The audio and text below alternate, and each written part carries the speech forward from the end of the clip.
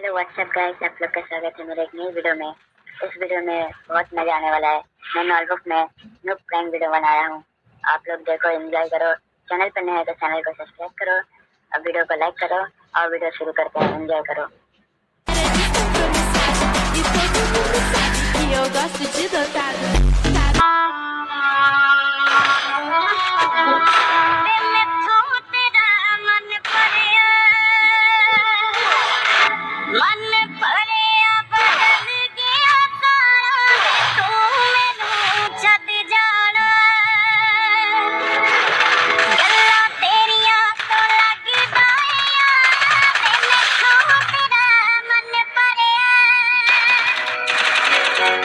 गल्ला तेरिया तो लगदा यारा, गल गल ते शक कर दे बार जरा भी नहीं।